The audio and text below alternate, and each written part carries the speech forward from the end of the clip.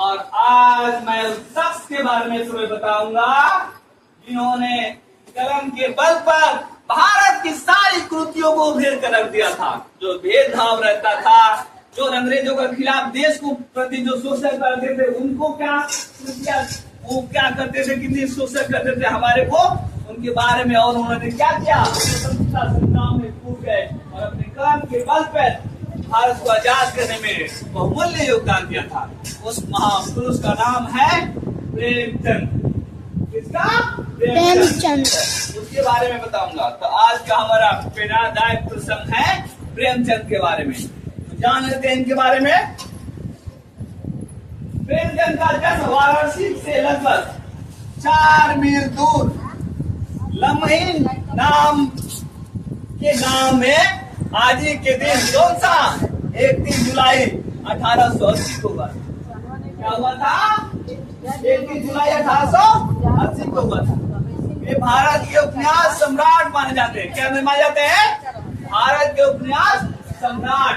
बहुत उपन्यास लिखे हैं जिनके युग का विस्तार सन 1880 से लेकर 1936 तक है। प्रेमचंद का वास्तविक नाम धनपत राय श्रीवास्तव था। क्या था बेटा? धनपत राय श्रीवास्तव। वे एक सफल लेखक, देशभक्त नागरिक, कुशल वक्ता, जिम्मेदार संपादक और संवेदनशील रचनाकार थे। 20वीं सदी के शुरुआत में जब हिंदी के काम करने के लिए तकनीक सुविधाएं नहीं थी, फिर भी इतना काम करने वाला लेखक उनके सिवा कोई दूसरा नहीं था। ऐसा नहीं। अब आते हम उनके बारे में और विस्तृत जानते हैं कि ऐसे कितना अच्छा काम किए थे उन्होंने। अब जानते हैं कि आखिर प्रेमचंद का जीवन कैसे बीता। ठीक है, प्रेमचंद का बचपन बेहद क्या अभाव में बीता। समझते हो ना? अभाव मतलब सुख सुविधाएं नहीं था, एकदम नहीं था। प्रेमचंद का बचपन बेहद अभाव में बीता। जब वे छोटे थे, ध्यान से सुनना बेटा, जब वो छोटे थे तभी उनके माता पिता का साया सिर से उठ गया। मतलब क्या हो गया? माता पिता दोनों क्या हो गए? देहांत हो गया। साया सिर से उठ गया मतलब क्या? दोनों क्या गए? स्वर्गवास हो गया। अब जिस बच्चे के बचपन में माता पिता का साया उठ जाए, उसमें क्या कितनी मुसीबतों का पहाड़ गिर सकता है, तुम समझ सकते हो। घर की पूरी जिम्मेदारी उनके कंधों पे आ गई। क्या गई? पूरे जो घर की जिम्मेदारियां थी उनके कंधों पे आ पड़ी। उनके पास जूते खरीदने तक के पैसे नहीं होते थे। जूते खरीदने तक के पैसे नहीं होते थे, लेकिन पढ़ने की लगन ऐसी थी कि वे हर एक परिस्थिति में लड़ते रहते थे। लेकिन उनके अंदर क्या था? पढ़ने की लगन था। पढ़ाई के लिए हर एक परिस्थिति में क्या लड़ते थे कि चाहे कितने भी कठिनाइयां होना है, हमें क्या करना है? पढ़ना है। अपने पेट की आग बुझाने और पढ़ाई का खर्च निकालने के लिए वे केवल 5 रुपये महीने की ट्यूशन पढ़ाया करते थे। क्या करते थे बेटा? अपनी पढ़ाई की खर्च निकाले और कुछ खाने पीने की हो जाए, उसके लिए उन्होंने क्या किया? मात्र 5 रुपया में क्या करते थे? ट्यूशन पढ़ाते थे। क्या करते थे? ट्यूशन पढ़ाते थे। ठीक है, इतनी गरीबी के बावजूद उन्होंने कभी किसी के आगे हाथ नहीं फैलाया। इतने गरीब थे, इतनी गरीबी थी, लेकिन उन्होंने क्या किया? किसी के आगे भीख नहीं मांगा, किसी के आगे हाथ तक नहीं फैलाया। समझ में आया? और अपने स्वाभिमान को हमेशा सर्वोपरि रखा। क्या रखा? अपने स्वाभिमान। चाहे हमें कितनी भी कठिनाइयां आ जाए, हम अपने स्वाभिमान को गिरने नहीं देंगे। आज के लोग क्या करते हैं? थोड़ा सा भी कठिनाइयां आ जाती है, टूट जाते हैं। हमारे बच्चे क्या करते हैं? आत्महत्या कर लेते हैं। थोड़ा भी कठिनाइयां पढ़ने के तो ना कठिनाइयां आ जाए, बोलने लगते हैं कि हमारे पास ये नहीं है, वो नहीं है, ये नहीं है। और क्या करते हैं? पढ़ाई के बाद बीच में छोड़ देते हैं, स्कूल तक नहीं आते हैं। ऐसे में आजकल के बच्चे हैं। देखो उन्होंने क्या किया? किसी के आगे हाथ नहीं फैलाया। मम्मी पापा नहीं थे, फिर भी उन्होंने क्या किया? 5 रुपया, मात्र 5 रुपया में क्या किया? ट्यूशन पढ़ाया। और ट्यूशन पढ़ा के उन्होंने अपनी पढ़ाई की खर्च निकाली और अपने पेट माने अपने खाने पीने के भी उसी में व्यवस्था की। लेकिन किसी के आगे उन्होंने क्या किया, हाथ नहीं फैलाया। असल में अपने स्वाभिमान को सर्वोपरि रखा।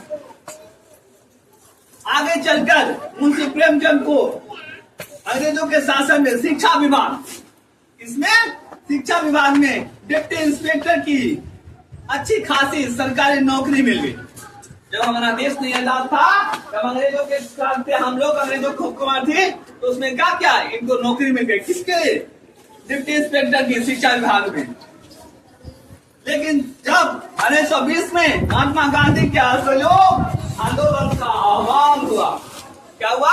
असहयोग आंदोलन का आह्वान हुआ तो प्रेमचंद को देशभक्त दिल से भरकर तड़प उठा।